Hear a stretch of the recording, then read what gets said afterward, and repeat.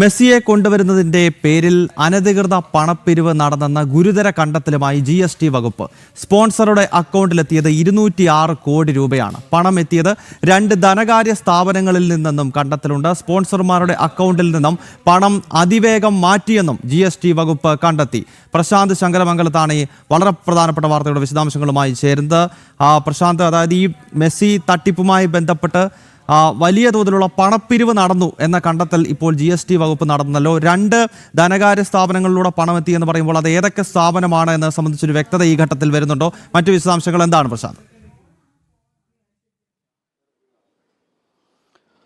ഗൗതം, മെസ്സിയെ കൊണ്ടുവരുന്നതുമായി നടത്തിയ തട്ടിപ്പുകൾ അത് ചെറിയ തട്ടിപ്പല്ല, വലിയ തട്ടിപ്പുകളാണെന്നാണ് ഇപ്പോൾ പുറത്തു വരുന്ന വിവരം. നേരത്തെ GST തട്ടിപ്പാണെങ്കിൽ ഇപ്പോൾ അതിനപ്പുറത്ത് നിന്ന് വ്യാപകമായിട്ടുള്ള പണപ്പിരിവുകൾ നടന്നു എന്നടക്കമുള്ള വിവരങ്ങൾ കൂടിയാണ് ലഭിച്ചുകൊണ്ടിരിക്കുന്നത്. GST വകുപ്പിൻ്റെ കണ്ടെത്തലാണ്. 2 സ്ഥാപനങ്ങളിൽ നിന്നും 206 കോടി രൂപ ഈ സ്പോൺസർമാരായിട്ടുള്ള റിപ്പോർട്ടർ ബ്രോഡ്കാസ്റ്റിംഗ് കമ്പനി അവരുടെ അക്കൗണ്ടിലേക്ക് എത്തിയെന്നാണ്, സ്പോൺസറുടെ അക്കൗണ്ടിലേക്ക് എത്തിയെന്നാണ് ഇപ്പോൾ ലഭിക്കുന്ന വിവരം. അത് കണ്ടെത്തലും കൂടി അത് തന്നെയാണ് GST വകുപ്പിൻ്റെ കണ്ടെത്തൽ.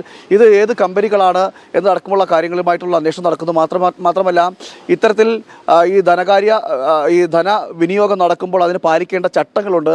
അത്തരത്തിൽ ചട്ടങ്ങളൊന്നും പാലിച്ചിട്ടില്ല. അതായത് വായ്പാ ഇനത്തിലാണോ വാങ്ങിച്ചത്, മറ്റെന്തെങ്കിലും ഇനത്തിലാണോ, അങ്ങനെ എന്നൊക്കെയുള്ള ഈ ധന ഇടപാടുമായി ബന്ധപ്പെട്ടുള്ള ചട്ടങ്ങളുണ്ട്. ആ ചട്ടങ്ങളിൽ യാതൊന്നും ഈ സ്പോൺസർമാർ പാലിച്ചില്ല എന്നതടക്കമുള്ള വിവരങ്ങളും പുറത്തു വരുന്നുണ്ട്. അതായത് വായ്പാ ഇനത്തിലാണെങ്കിൽ അതുമായി ബന്ധപ്പെട്ട രേഖകളൊന്നും തെളിവുകളായിട്ട് ഇതുവരെ GST വകുപ്പിന് ലഭിച്ചിട്ടില്ല. അതോടൊപ്പം തന്നെ മറ്റ് ഇതുമായി അനുബന്ധ രേഖകളൊന്നും GST വകുപ്പിന് ലഭിച്ചിട്ടുമില്ല. ഇതിൻ്റെ അടിസ്ഥാനത്തിലാണ് GST വകുപ്പ് ഇപ്പോൾ ഒരു നിഗമനത്തിലെത്തിയിരിക്കുന്നത്. ഇത് വലിയ രീതിയിൽ വ്യാപകമായ രീതിയിൽ പണപ്പിരിവ് നടന്നതിൻ്റെ ഭാഗമായിട്ടാണ് ഇത്തരത്തിൽ തുക സമാഹരിച്ചത്. അതും 1ഉം 2ഉമല്ല, 206 കോടി രൂപയാണ് ഇത്തരത്തിൽ ഈ അന്യായമായ മാർഗത്തിലൂടെയൊക്കെ സമാഹരിച്ചതെന്നൊക്കെയാണ് വിവരങ്ങൾ പുറത്തു വരുന്നത്. മാത്രമല്ല ഇത് സ്പോൺസറിൻ്റെ അക്കൗണ്ടിൽ നിന്ന് വന്നതിന് ശേഷം അത് അവിടെ നിന്ന് മാറ്റുന്ന ഒരു സാഹചര്യമൊക്കെ ഉണ്ടായി എന്നതടക്കമുള്ള വിവരങ്ങൾ കൂടി, ഗുരുതരമായ കണ്ടെത്തൽ കൂടി ഇപ്പോൾ GST വകുപ്പിൻ്റെ ഭാഗത്തും ഉണ്ടാകുന്നു എന്നതാണ് ഈ തട്ടിപ്പിൻ്റെ ഏറ്റവും വലിയ ഗൗരവം പുറത്തു കൊണ്ടുവരുന്നത്.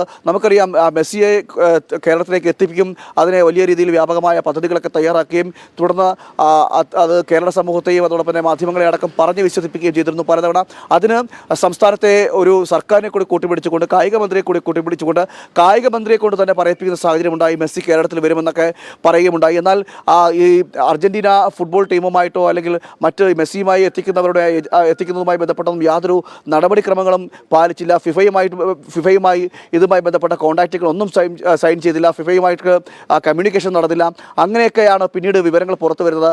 ഇത് മെസ്സിയുടെ പേരിൽ മെസ്സി എത്തിക്കുമെന്നൊക്കെയുള്ള തരത്തിൽ പ്രചരണങ്ങൾ നടത്തിക്കൊണ്ടുള്ള തട്ടിപ്പിനാണ് ഈ സംഘം കൂട്ടുനിന്നത്, അതിൻ്റെ നീക്കങ്ങൾ നടത്തിയത് എന്നൊക്കെയാണ് ഇപ്പോൾ ഈ GSTയുടെ കണ്ടെത്തൽ കൂടി വരുന്നതോടുകൂടി മനസ്സിലാക്കാൻ സാധിക്കുന്നത്. അതിന് അന്നത്തെ ഭരണകൂടവും ഇടതുപക്ഷ ഭരണകൂടവും പിണറായി സർക്കാരും കൂട്ടുനിന്നു എന്ന് കൂടി വേണം നമുക്ക് ഇതോടൊപ്പം തന്നെ ചേർത്ത് പറയേണ്ടിയിരിക്കുന്നത്. എന്തായാലും ചെറിയ തട്ടിപ്പുകളൊന്നുമല്ല മെസ്സിയുമായി ബന്ധപ്പെട്ടൊക്കെ ഇപ്പോൾ റിപ്പോർട്ടർ ബ്രോഡ്കാസ്റ്റിംഗ് കമ്പനിയുടെ ഭാഗത്തൊക്കെ ഉണ്ടാകുന്നത്.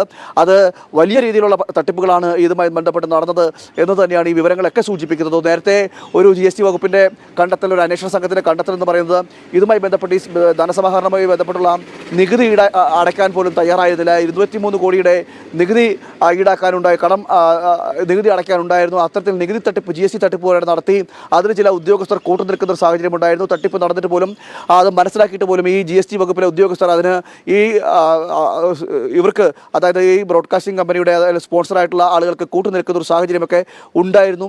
അതിന് പിന്നാലെയാണ് സമഗ്രമായ ഒരു അന്വേഷണം നടക്കുന്നത്. സമഗ്രമായ ഒരു അന്വേഷണം നടന്നുകൊണ്ട് ഇപ്പോൾ വിജിലൻസിൻ്റെയും അതോടൊപ്പം തന്നെ SIT പ്രത്യേക അന്വേഷണ സംഘത്തിൻ്റെയും അങ്ങനെ വിവിധ ഗ്രൂപ്പുകളുടെ ഒരു വലിയ അന്വേഷണം നടന്നുകൊണ്ടിരിക്കുകയാണ്. അതിനിടയിലാണ് ഇത്തരത്തിലുള്ള ഇത് വലിയ ധനസമാഹരണമായിരുന്നു മെസ്സിയെ വ്യക്തമാണ്.